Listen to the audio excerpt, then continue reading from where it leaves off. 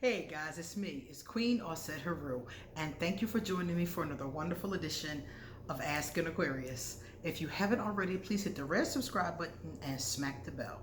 Also, if you have time, please give this video a thumbs up, pass it on to somebody else who might like it, and leave us a positive comment in the comment section. And don't forget, at the end of the video, I'm going to read out my favorite comments. So stick around to the end to see if one of your comments was one of my favorites. Now, many of you know that over the weekend, I guess it must have been Friday or Saturday, one of my favorite uncles died. And, you know, there's never really a good time to pass over. I mean, you pass over when it's your time to go. But this has got to be one of the worst times for this to possibly happen, because there really are no flights. I can't go home to even be there. And even if I did go home, they're restricting how many people can be at funerals. Some people are saying 10, some people are saying 20. It's just a zoo right now. And it's like, oh my goodness, this is like the most unopportune time. And like I said before, we don't die, in our time. We die when it's time, And it just so happens that his time was during the middle of a pandemic. He did not have coronavirus. He died from a heart attack. And he was my mother's little brother. My mother has a lot of sisters and brothers. My grandmother had 13 children with her husband, and when she met him, he had 3 kids. So together they had 16 children. And my uncle is the oldest boy that my grandmother had. My grandfather had 1 boy before him. So I want to dedicate today to Uncle Chicken. I wasn't even sure if I was going to be able to do this video, because I was like, am I going to be okay to like go talk to everybody? And the one thing I kept hearing was Uncle Chicken's voice. Uncle Chicken was a manly man. And if you had something to do, if you had a responsibility, you went and you handled your responsibility.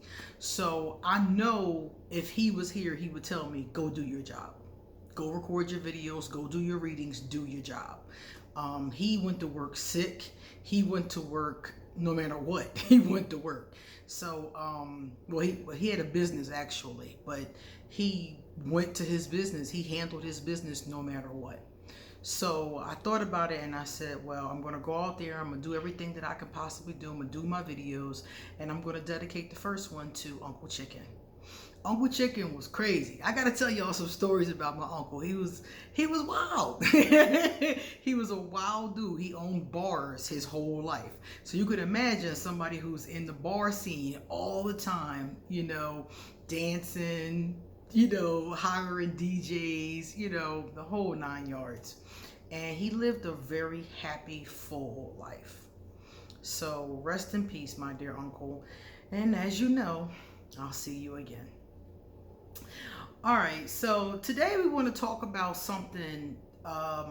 This is very interesting to me because we've talked about this before, but I keep getting this question. I get this question like once a week. And let me tell you the question. The question says, Queen, how do Aquarius know if you are their ideal partner or not if they never take the time to get to know you? I've been asked this question before many, many times. People don't get that part. They're like, well, the Aquarius said or gave off the impression that I'm not their ideal partner, their ideal mate. Remember me telling you that a lot of Aquarius have an idea, a picture in our head of what we want. And this person is like, okay, you got your picture, but how do you know I'm not the picture? And people don't feel like Aquarius give them enough time. They feel like that we make these decisions too quickly, arbitrarily, haphazardly, like you out of nowhere just decide I'm not the one. How do you know I'm not the one? Well, a lot of people tell me, well, maybe they should date you for a couple of months, or at least give me a chance, they tell me. But you have to understand something. If a person is intuitive, if they're Aquarius or not, and a lot of Aquarius, we do have strong intuition. We go with our gut. A lot of us do. And the more we go with it, the more we can trust it, and the more often it's correct. The more an Aquarius's gut instinct is correct, the more we follow it. So Aquarius or any intuitive person does not need to date you for 6 months, 9 months, a year, 2 years to know if you are the picture they have in their head or not. I don't know how many different ways I can paint this picture. I know in the first conversation. When I was younger, I didn't. It used to take about 2 years for me really to see if this person was the right person for me. And what are you assessing in that time? You're assessing if you want to invest in the relationship. So it used to take me about 2 years, then it kept dwindling down. Then it got to like 3 months. Now I can tell in the first conversation if I want to invest in this relationship. Relationships are investments, whether you notice that or not. Any relationship you have with anybody, there is an investment aspect to it because you're investing your time into it. And the belief is that you're going to invest your time into this person. They're going to invest their time into you if there's reciprocity. And the two of you are going to have a relationship bloom from the time and concern and nurturing that you've given each other. Just like when you have a relationship with anything, you have to spend time with it and cultivate the relationship. So what the Aquarius is assessing is, do I want to spend time cultivating this relationship? And the answer to that is going to be different every single time. But it's not going to take us but so long to figure that out. And many of us, it is in the very beginning, the first conversation, the first couple conversations that we figure it out. Because Aquarius already know what things they do and don't. We know what our deal breakers are. So when we meet you, if some of our deal breakers are present, we know that this relationship is not one we're going to invest in.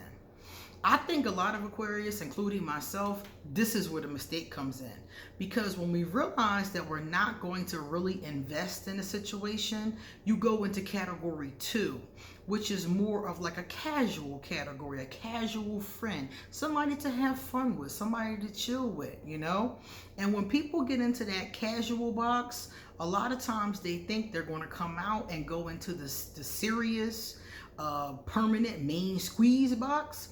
And when they don't, they're mad at the Aquarius because you didn't give me a chance. You didn't even get to know if I was that person. I did. I did in the very first couple of conversations, and I assessed where this relationship could go as far as I was concerned. I assessed my level of investment in it. Now, how much you want to invest in it doesn't matter, because I've already established that I'm only willing to give it X. So you might want to change my mind. You might not like that I came up with that assessment. It is what it is. And this is, like I said before, for anybody who's in this situation. So the Aquarius has decided that you guys are going to be casual friends. They've told you this. You've said okay, or they didn't tell you and they just act on it.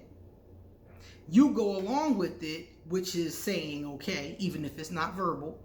And after that happens, time progresses and the person usually is upset and then talking to me, yelling at me because the Aquarius didn't give them the next level, the next step, or something more of an investment that they actually wanted.